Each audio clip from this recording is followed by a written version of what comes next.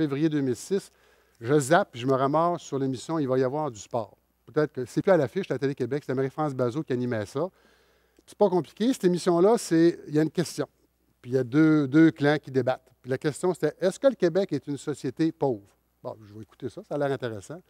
Alors, pendant une demi-heure, ils sont ostinés, les deux clans. C'est épouvantable. OK, puis là, non, puis là, le pouvoir d'achat, puis le taux de chômage. Puis ils s'ostinaient, les gens prenaient les données des autres. Il n'y avait rien à comprendre. Et moi, à la fin, je n'étais pas plus avancé, puis je me suis dit, c'est bête, on a oublié de poser la question qui m'apparaissait la plus essentielle, c'est, au-delà de ça, est-ce que cette société-là est heureuse? C'est une valeur unanime. Peu importe que l'on soit un homme, une femme, des revenus élevés ou pas, le poste qu'on occupe, le climat de travail est systématiquement la première valeur. C'est là qu'on se rend compte qu'un travail, c'est beaucoup plus qu'un salaire que l'on gagne, mais c'est un milieu où l'on vit. Une entreprise ira pas plus loin que ce que son monde à l'interne est capable de lui donner. Puis si on ne lui accorde pas toute l'importance requise, c'est peine perdue. Bien, écoutez, la reconnaissance, ce n'est pas compliqué, hein? C'est de loin le meilleur investissement qu'une entreprise peut faire en termes de coût-bénéfice, si on peut l'appeler comme ça, parce que ça ne coûte rien, la reconnaissance. C'est juste une question d'attitude. Et vous seriez surpris de voir les effets d'une claque dans le dos, d'un bon mot à gauche puis à droite, de féliciter quelqu'un. C'est tellement simple, mais des fois, on ne le fait pas pour toutes sortes de raisons, pas souvent bonnes, la plupart du temps mauvaises.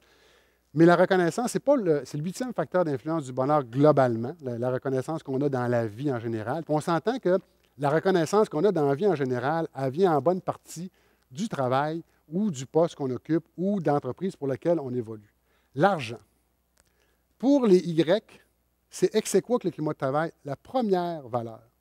Et là, on entend bien des gens qui disent, les jeunes, ils arrivent et ils veulent tout de suite avoir le job, ils veulent avoir le salaire, ils veulent avoir ci, ils veulent avoir ça.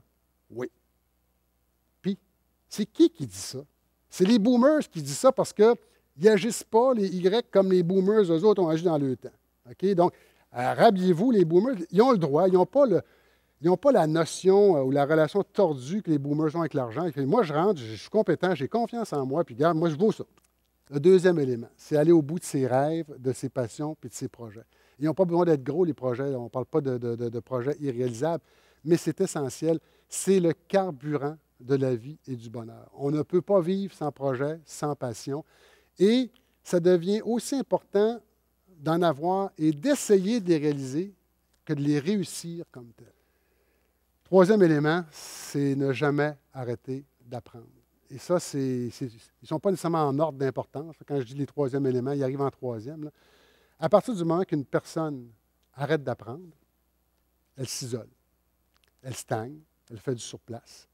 Elle est beaucoup plus orientée sur le passé que sur le présent ou même sur le futur. Elle devient très critique et très chialeux. D'ailleurs, on a fait le palmarès des défauts, les principaux défauts des Québécois vus par les Québécois. Et c'est lequel le premier? Chialeux. Et la première qualité, on est chaleureux. On est des chialeux sympathiques. Assez particulier, hein? Mais le fait qu'on soit chialeux, ça dénote à quelque part un petit peu de fermeture.